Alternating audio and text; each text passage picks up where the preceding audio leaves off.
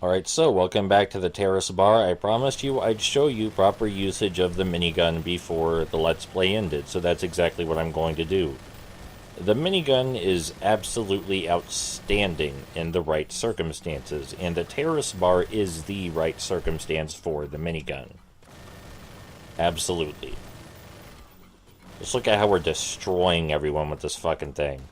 Most of the time you don't get this lucky and have the optimal position to use the minigun.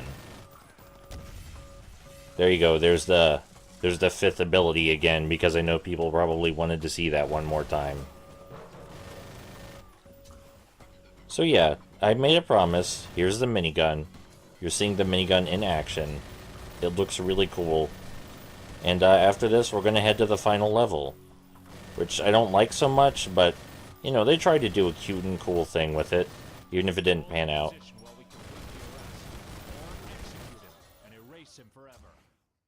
So it's time for the final level, and the final level, instead of being an arena shooter, is a linear stroll through the Commonwealth Building. And it feels more like what someone would think when they think TPS. It's not like an arena TPS, it's more like something from El Matador or Max Payne, but without the bullet time, or gritty story, or bullet time. So the objective is to get to the roof, and the idea is to clear out each room on our way to the roof, and it's as simple as that. The problem is not the level design or the concept behind the level, because I like regular third-person shooters, and I have no problem with linearity or non-arena shooters.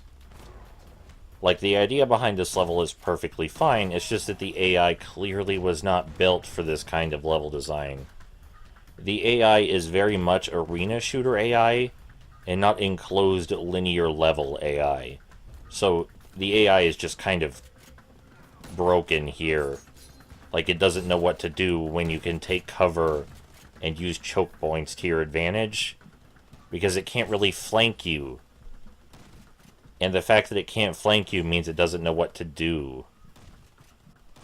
In games, third-person shooters built around being linear, of course, the AI knows what to do, because they were made for a linear game. So they have methods of dealing with choke points and the player camping out near choke points. So one thing I do love about this level, especially with the grenade launcher, is there are deados camping out on the wall over there, like they're walking on the wall. And that's just really fun. It's really fun to drop the grenade launcher on them and watch them fall off the wall.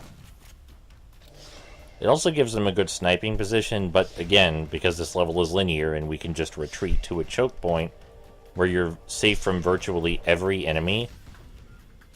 I don't know, the final level's just not challenging.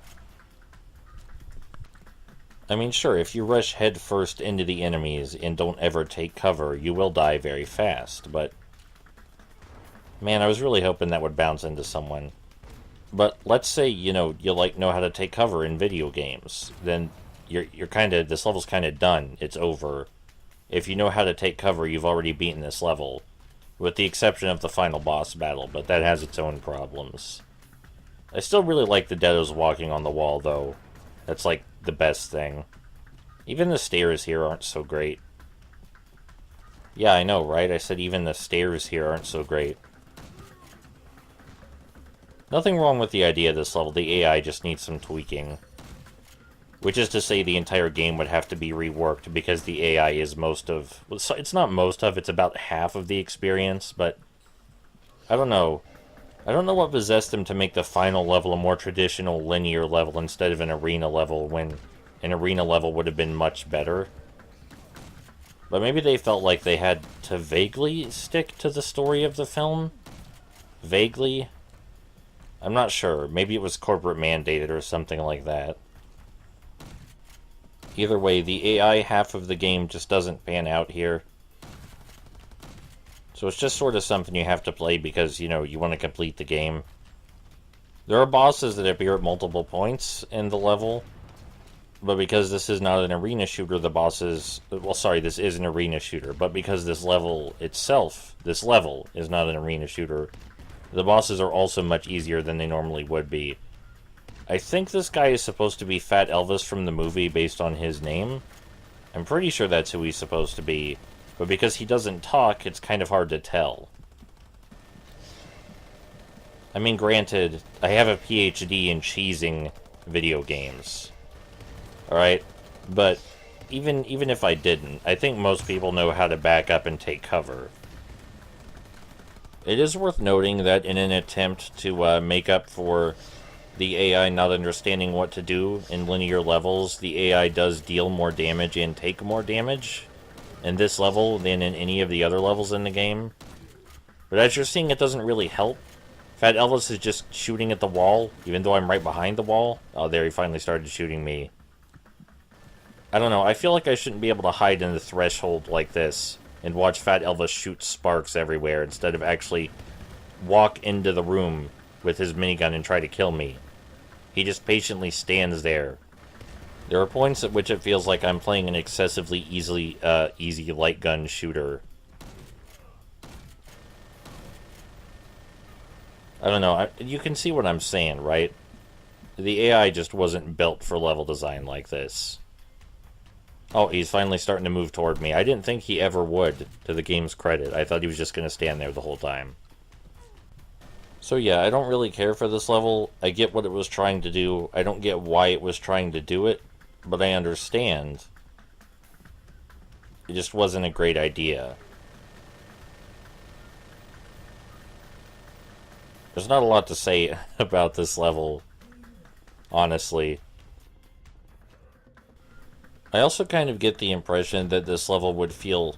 That was a great shot. I also get the impression that this level would feel way more cramped in co-op than all of the others.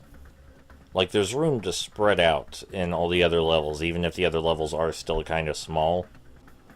And this isn't like a Kane and Lynch or Army of Two situation, where the game is built around buddy-buddy really close to each other, taking fire, shooting back co-op. It's not what this game is made for. It's not like there are special co-op mechanics when you're close to each other or anything like that.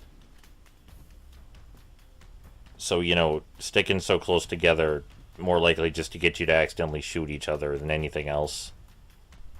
I run around here for a second because I know there's an enemy wave that spawns here, and I thought it spawned before you press the button to open the door, but it actually spawns after you press the button to open the door. So I misremembered. But there you go, now you know. The door gets jammed, the enemies spawn. Some of them are on the walls again. It's another boss battle. At least this is a small arena, so the AI has some idea of what to do. But it is worth saying that you can still back up to previous areas and use choke points, and the AI will have no idea how to deal with that. I mean, it's a little different than when I was playing Elite vs. Freedom. In Elite vs. Freedom, they just sort of robotically approach regardless of anything. In this game, the AI just seems confused when it's confronted with a small doorway that it can't flank its way around. It just seems baffled more than anything. Another possibility is that the designers realized they had to make a conclusion for their arena shooter, and just that idea just it didn't register until it was too late and they didn't know what to do. You know? Because making a conclusion for a multiplayer arena shooter sounds inherently difficult to me. And I kind of... Did someone shoot a grenade launcher at me, or did I shoot a grenade launcher at myself? I'm kind of curious what happened there. I think an enemy tossed a grenade at me and I just was not paying adequate attention. I think that's probably what it was. At least the grenade launcher is always fun, regardless of the level design. I can say that. So, you may have noticed that all of the bosses glow a very specific color in this game.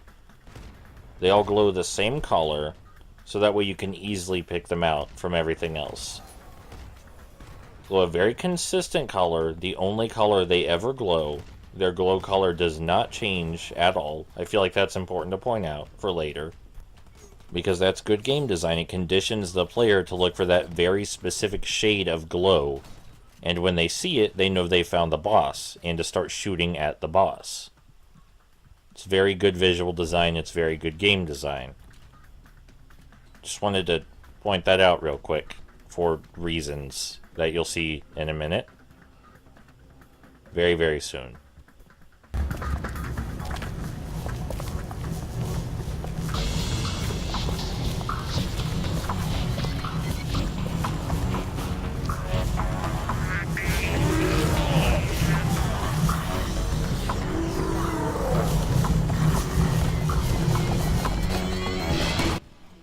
So Haze, the final boss, he glows a different color from every other boss battle. He glows a completely different color. And the color just so happens to be very similar to the color of the red eyes that all of his crony enemies have. So, what I'm saying is this final boss was really frustrating because I kept looking for that one color that the game trained me to look for. You know, the game said, this is the boss color. When you see this color, that's the boss. So I was always looking for that color. Oh, also, the final boss can slow down time for some reason. I don't get why or what it's supposed to signify. I don't recall anything like that happening in the film. But, you know, whatever, I guess. Anyway, back to the problem with the final boss's design. He glows a different color. And that may not seem like a big deal. You might think you'll be able to shrug it off. But your brain scans the screen for what it's supposed to shoot at, and if it doesn't see it, it looks elsewhere. See, there's Haze right there. He's glowing red. He's not glowing the same color as all the other bosses. He's glowing a very faint red, too. The same red that you see on all the other enemies, the regular Mook enemies. And it sucks. So I die here a lot because I cannot distinguish Haze from the regular enemies. It's irritating. It's not a great way to end the game. But that is the end of the game. This, I mean. And I die here a lot.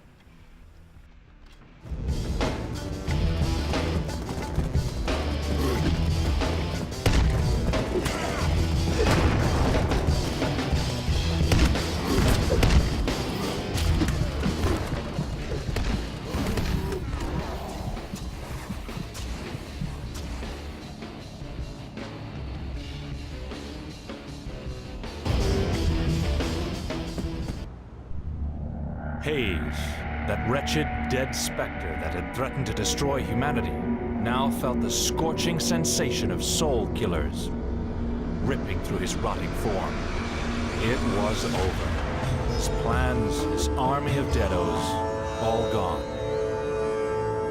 Nick and Roy had erased them, sent them screeching to the darkest corners of the universe, and now it was time for Haze to join them. St. Peter's Key was back in the hands of the R.I.P.D.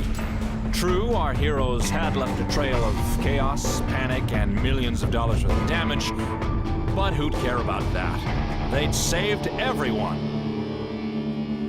Unfortunately, our heroes were not going to be afforded time to pat each other on the back. The R.I.P.D. was going to need them both for a long time. You see, St. Peter's Key was not the end of the problem. Ancient civilizations practically crapped out magical artifacts. And now they were all lying around, somewhere on Earth, waiting for someone to find them and try to use them to destroy the world. Our boys had their work cut out for them. But one thing was certain. Evil had met its match.